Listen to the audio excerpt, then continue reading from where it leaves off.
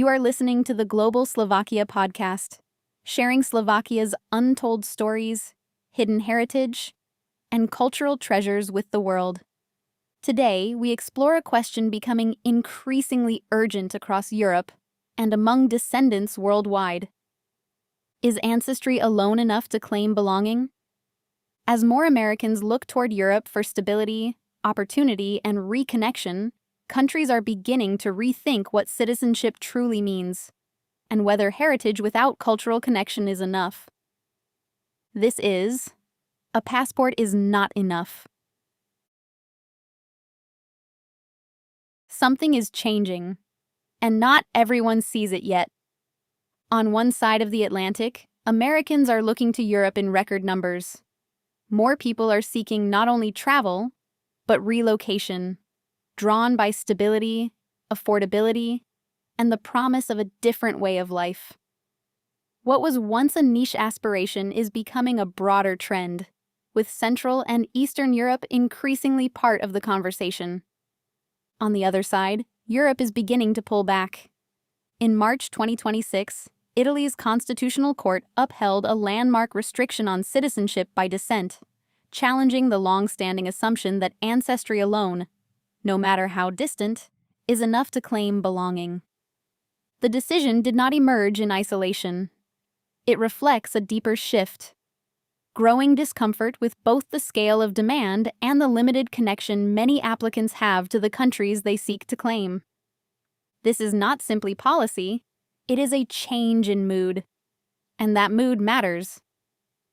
Slovakia now finds itself at the intersection of these two forces.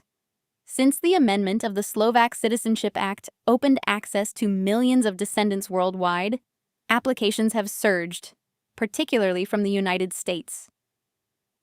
What began as a reconnection with the diaspora has evolved into something far more complex. A wave of interest driven not only by heritage, but also by mobility, opportunity, and global uncertainty. And understandably so. A Slovak passport is, in effect, an EU passport, granting its holders the right to live, work, study, and establish businesses across the European Union and much of Europe through free movement agreements. Formally, nothing has changed.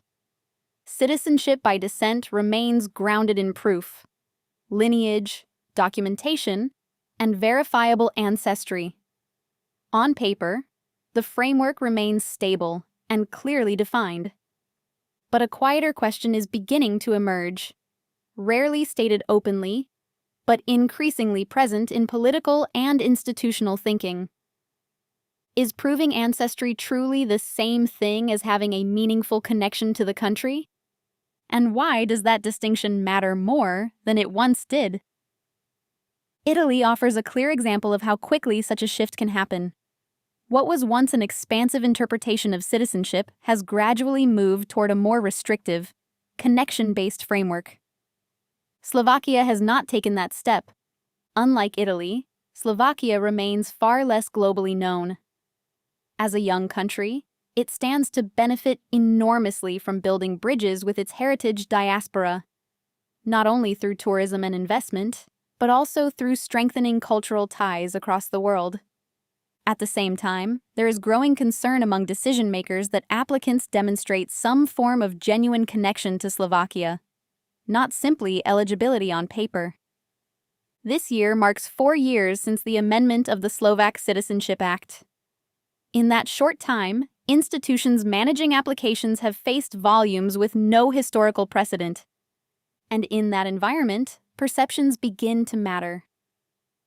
Large numbers of applications from individuals with little visible cultural connection are not neutral. They influence institutional attitudes, scrutiny, and ultimately the broader conversation about what citizenship should represent. Change rarely happens overnight, but it accumulates gradually, through tone, interpretation, and expectations. For applicants today, especially those several generations removed, this creates a reality that is easy to underestimate.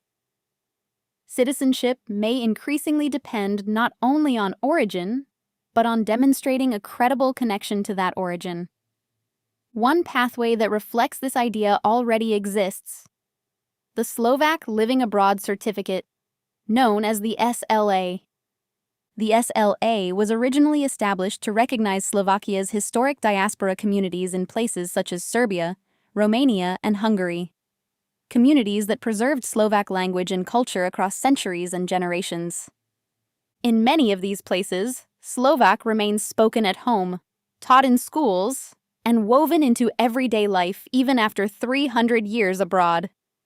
Through demonstrating cultural awareness and active connection, these communities established a recognized bond with their motherland, gaining access to residency, education, work opportunities, and eventually pathways to citizenship.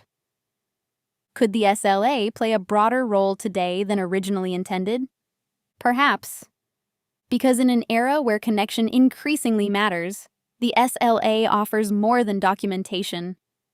It offers evidence of engagement, of language, history, culture, and identity being lived rather than simply inherited. This is not a moment for fear or anxiety. It is a moment for reflection. A chance to move beyond paperwork and toward something more meaningful. Because a Slovak passport, in its truest sense, represents more than eligibility. It represents connection. And connection must be nurtured, carried forward, and lived. This episode was adapted from an article by Dr. Zuzana Palovic, originally published in the Slovak Spectator. For many around the world, reconnecting with Slovakia is about far more than documents or borders. It is about rediscovering heritage, identity, and the stories carried across generations. At Global Slovakia, we help people deepen that connection and reconnect with their ancestral roots in meaningful ways. Thank you for listening to the Global Slovakia podcast. Until next time, stay curious, stay connected, and keep discovering Slovakia.